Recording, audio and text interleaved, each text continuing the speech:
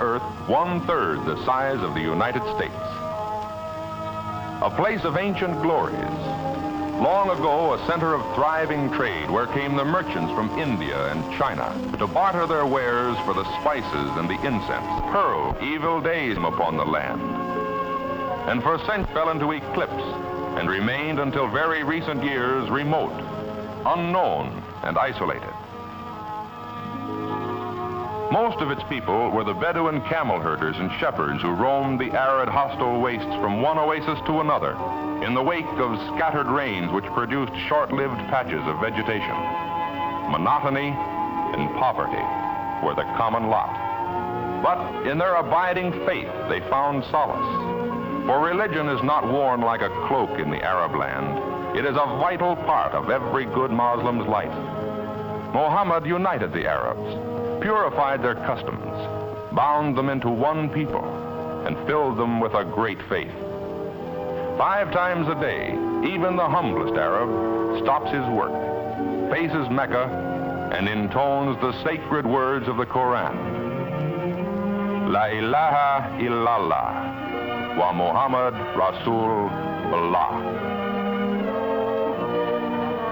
There is no God but Allah, and Muhammad is his prophet.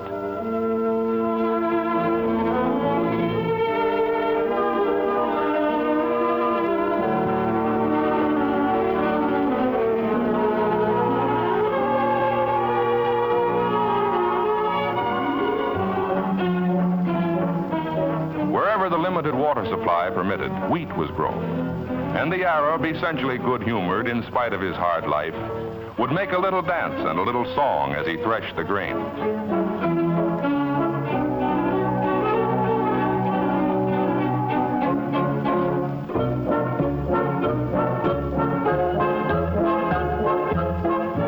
He winnowed out the wheat by letting the wind blow the chaff away. But crops, judged by modern standards, were pitifully small. And for townspeople and Bedouin alike, life was an endless struggle. None of them knew that this desert, barren of natural resources to the outward eye, had been blessed by nature beyond the wildest dreams of those who raided and struggled for life across its sandy, wind-swept wastes. And then, in this land of great tradition, there arose a powerful leader who unified his 5.5 million people and set out to achieve a renaissance. His Majesty Abdul Aziz Ibn Saud, King of Saudi Arabia. He had faith that somewhere within these far-reaching sands was the key to a richer life for the Saudi Arabs who so long had known scarcity and want. Perhaps this country, so unproductive on the surface, might contain minerals below the surface, including oil. But vast sums would be needed for search and development, and there was no quick way to a realization of this hope. Then, in the early 1930s, an American oil company obtained a concession on Bahrain Island, 25 miles out on the Persian Gulf. The venture was successful, and occasionally there was speculation as to whether even greater opportunities might lie across the green waters of the Gulf in Saudi Arabia. And so, geologists talked about the possibilities, and they saw the low rise along the coast that could mean oil or could mean nothing at all. They debated and debated, and finally recommended that the risk be taken. But whether these unknown sands would justify the outlay of millions of dollars was still a decision that had to be made by the company directors in San Francisco, 11,000 miles away. They knew it would mean sinking into the desert the money of thousands of stockholders in a project that might well end in complete loss. Such decisions are not made lightly, and many an hour of study and debate had occupied many men before the company sent the late Lloyd Hamilton, one of the great figures of Middle Eastern oil, as emissary to Arabia. On May 29, 1933, after weeks of discussions, there was a meeting at Qasem Palace on the outskirts of Jeddah. It was there that Saudi Arab government officials representing His Majesty signed a concession covering roughly 320,000 square miles. This was the starting point of a new American business venture abroad. But ahead, there was a long, long distance to travel, a huge investment, years of effort, and no end of patience and perseverance. Most important of all, the job would require men, hardy men, determined men, men who were willing to leave families and friends and journey halfway around the world on a quest that might end in failure. Men who could face hardship and monotony and still take it. Men like Paul Strong. Paul Strong had never heard of Saudi Arabia when he was asked back in 1938 if he would like to go there. That answer was easy for him. He would not like to go. For his money, give him the peace and quiet and comfort of the small American town where he'd lived since he finished college just a few years before. The company sought out other men.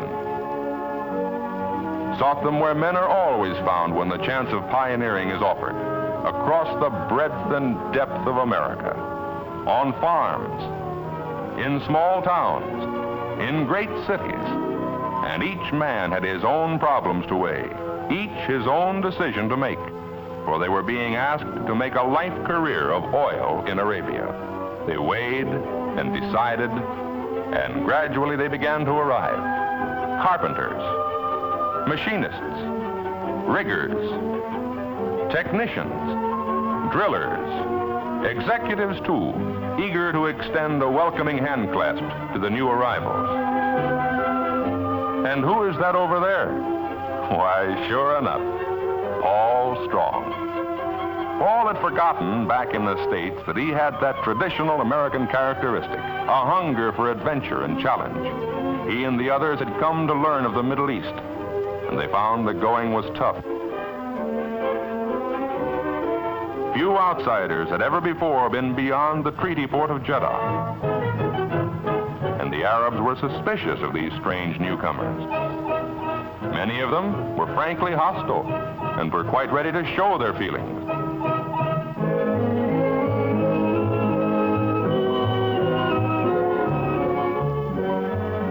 Even the extended hand of friendship was accepted grudgingly in the early days. On top of all this, it was hot.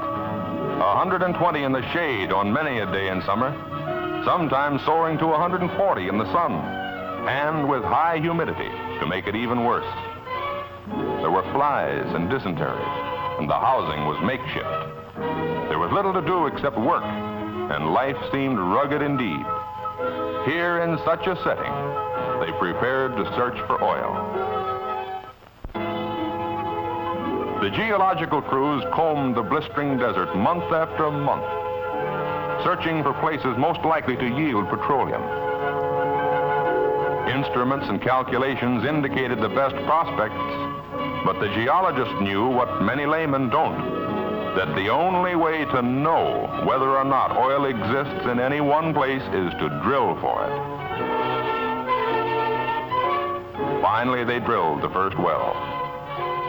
They found oil, but not in commercial quantities. It was not encouraging. They drilled again, no luck, and again, still failure.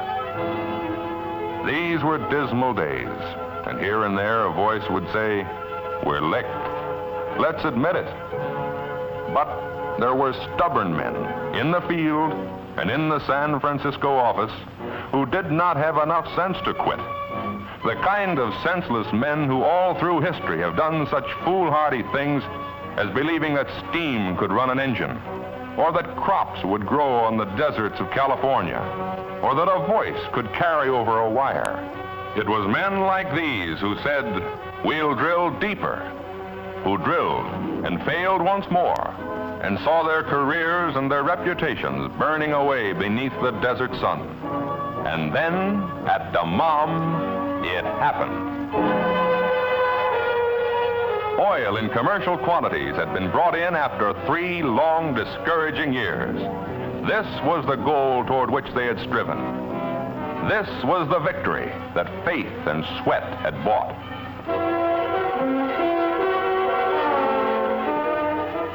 A long road has been traveled since those early years. There have been changes and great expansions. The original concession has been enlarged and now embraces an area of 440,000 square miles, equal to the states of California and Texas combined.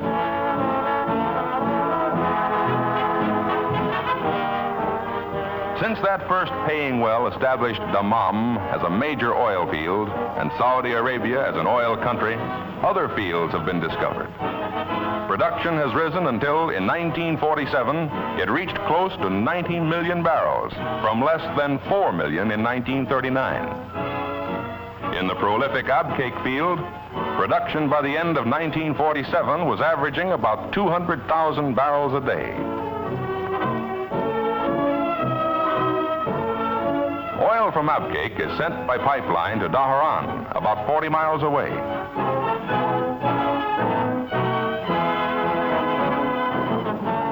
From there, more than 100,000 barrels daily flow through one of the world's largest underwater pipelines to the Bahrain Petroleum Company's refinery on Bahrain Island. The rest is moved by pipeline for shipment abroad or for processing in the company's refinery on the mainland at Ras Tanura. This modern plant was planned to help meet the enormous wartime demands for military petroleum products. The project was approved by the Joint Chiefs of Staff in 1943. It was rushed to completion in 1945 at a cost of approximately $50 million, all of which was put up by the company.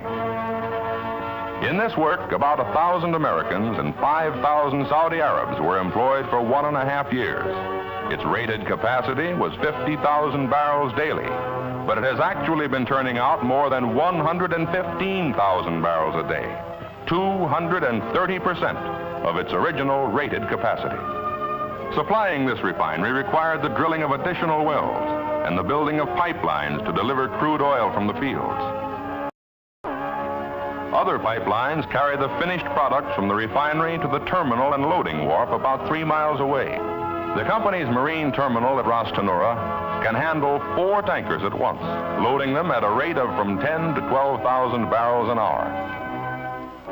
The average tanker can be loaded and on her way again in about 12 hours. Much of the company's present refinery output is going to the United States Navy for use in the Far East. By 1950, production of crude oil is expected to be double what it was in 1947, or even higher. To handle this huge volume, greatly expanded transportation facilities will be needed. Materials have been arriving in the Persian Gulf for the world's largest pipeline, a project of the Trans-Arabian Pipeline Company, an affiliate. The first leg, from Abqaiq to Qatif, has been completed. The Trans-Arabian Pipeline route lies across 1,075 miles of desert, plains, and coastal ranges to the Mediterranean. When completed, it will carry about 300,000 barrels daily. Total Saudi Arabian crude oil and products available at sea terminals will amount to nearly 700,000 barrels daily during 1951. And by that time, the investment of the company and of the Trans-Arabian Pipeline Company will have exceeded $400 million. The expanding program requires an increase of permanent personnel to a total of more than 2,500 Americans and 15,000 Arabs. Such is the story of the oil itself. But there is another story, the story of people. For all the time the oil job was being done, there was the problem of making life more livable. For in spite of heat and flies and hardship and monotony, these men had come, and they had vowed they would stay. And they set about to make good their vow.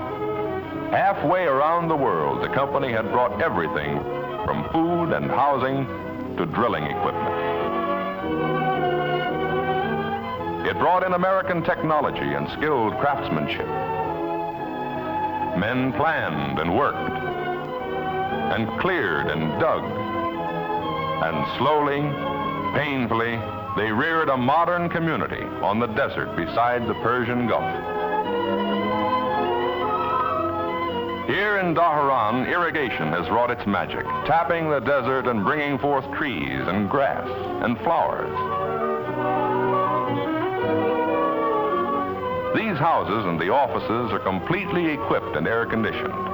Hot though Saudi Arabia may be in summer, it's a healthy climate, and children thrive on it.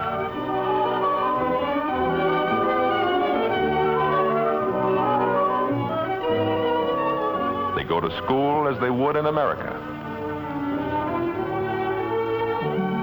Just about as they would back in their own hometowns, Paul Strong and his friends visit in the cool comfort of their modern homes at Dhahran.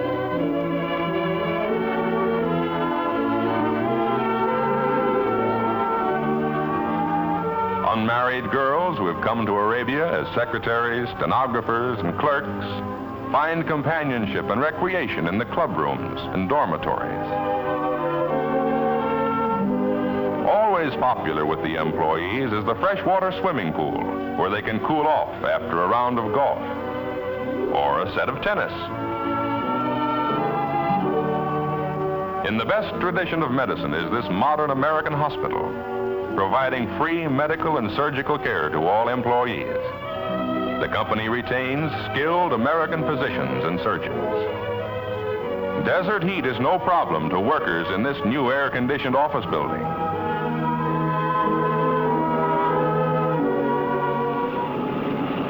There's an airport only about 40 hours by air from New York, by company plane or commercial airline.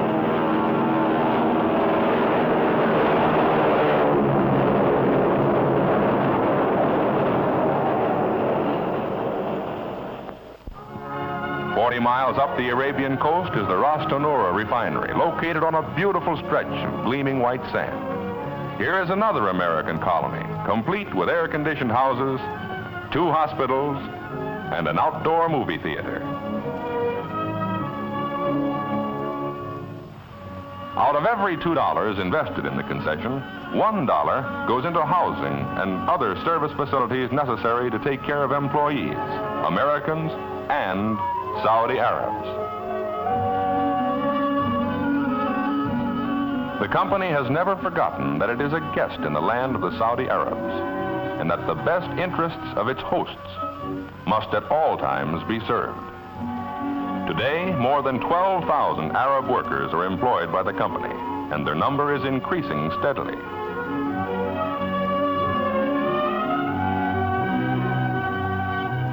They worship in their mosques, such as this one at Dhahran, built by the government. Until quite recently, the Arabs had little or no opportunity for recreation and sports. Now they delight in learning new games. In the producing fields, Arab workers have become skilled craftsmen and work side by side with American drillers.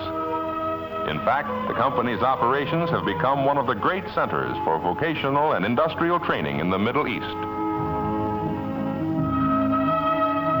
In the refinery, too, Saudi Arabs who a few years ago knew only the life of the desert now skillfully operate complicated oil refining equipment. American engineers have trained their Arab co-workers well, and the Arabs have been good pupils. Workers with aptitude are quickly trained to handle laboratory routine. Every shipment of product or crude is tested. It must meet rigid specifications. The quality is controlled as carefully as in refineries in the United States. More than 200 Arabs have been with the company 10 years or longer. The wages paid by the oil company provide new purchasing power for workers and their families, and a new prosperity for the region. They are paid in riyals, the currency of Saudi Arabia. These riyals are bought by the company from the Saudi Arab government, and this in turn makes available supplies of dollar exchange. In cooperation with the Saudi Arab government, the company provides schools for employees. Arab youngsters have expressed great appreciation of the educational opportunities given them and their classmates. Water was the #1 problem when the Arabs had to depend on their age-old means of transportation, the camel. In contrast with this ancient caravan, a modern motor cavalcade moves out into the desert to drill water wells along the route of the new pipeline, using trails that formerly could not be traversed in summer. Much of the desert is impassable to ordinary tires, so this special type of oversized, heat-resistant tire was developed.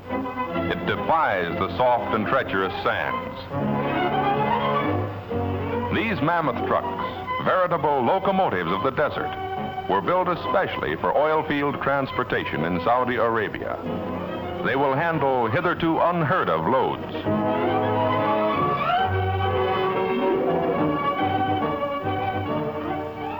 As rapidly as possible, the company is getting rid of this type of temporary housing hastily built for the Arabs in the early stages of development and replacing it with modern, well-built quarters like these.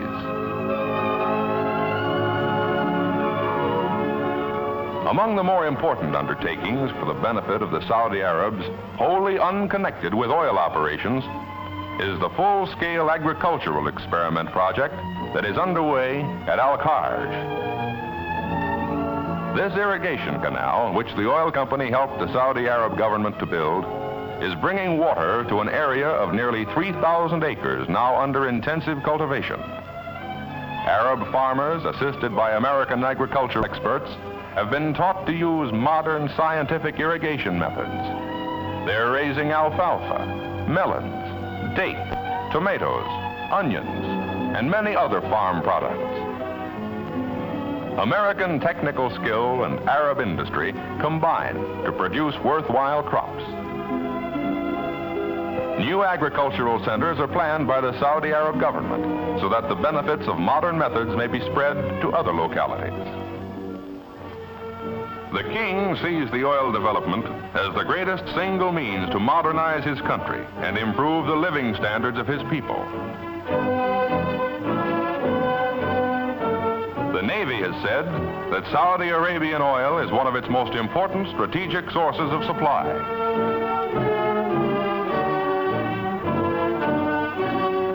The men who are working for the economic recovery of Europe see Middle Eastern oil helping them in their labors, day in and day out.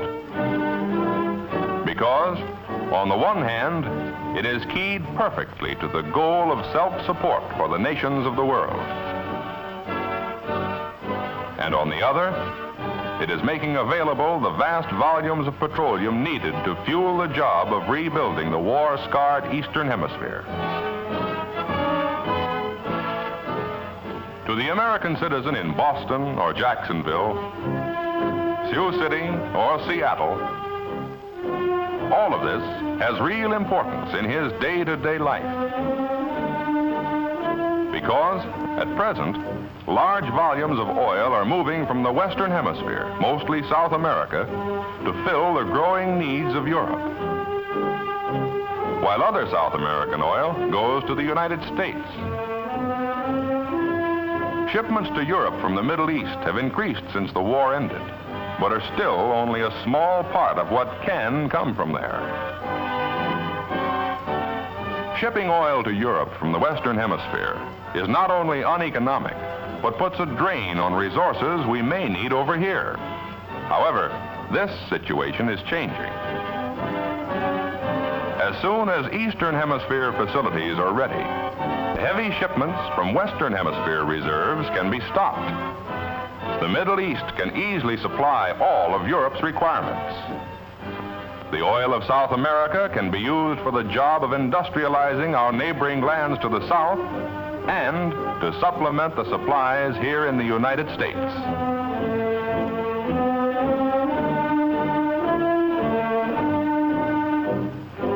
Now that the risks have been taken,